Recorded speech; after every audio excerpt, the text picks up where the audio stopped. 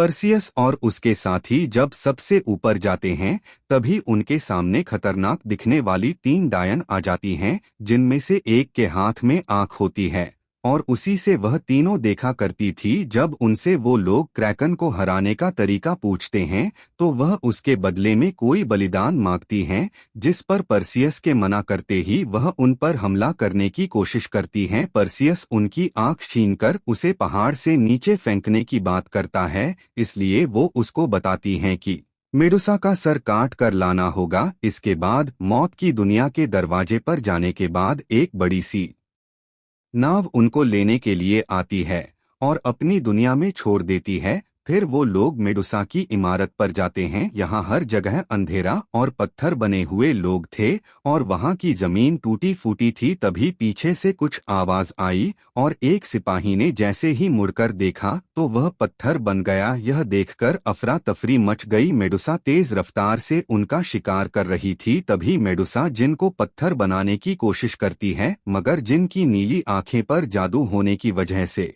Medusa की शक्तियों का उस पर कोई असर नहीं होता और तभी जिन मेडुसा को घायल करने के लिए अपने शरीर को धमाके से खत्म कर देता है। इसी बीच एक पत्थर मेडुसा की पूंछ पर आकर गिरता है। इसी का फायदा उठाकर परसियस अपनी ढाल में मेडुसा का प्रतिबिंब देखकर अपनी तलवार उसकी ओर घुमा देता है, जिसके दौरान मेडुसा का सर धड़ से अलग हो गया था। दूसरी ओर डर के मारे एंड्रोमेडा को क्रैकन के खाने के लिए लटका दिया था और तभी क्रैकन समंदर से निकलकर उस राज्य को बर्बाद करते हुए आगे बढ़ने लगता है। तब तक परसियस भी उस राज्य में पहुंच जाता है। इसी दौरान परसियस के ऊपर बड़े बड़े चमगादड़ जैसे राक्षस हमला करते हैं। उसके बाद क्रैकन वारा एंड्रोमेडा को खाने से पहले परसियस उसको भी पत्थर का बनाकर उसे मार देता है।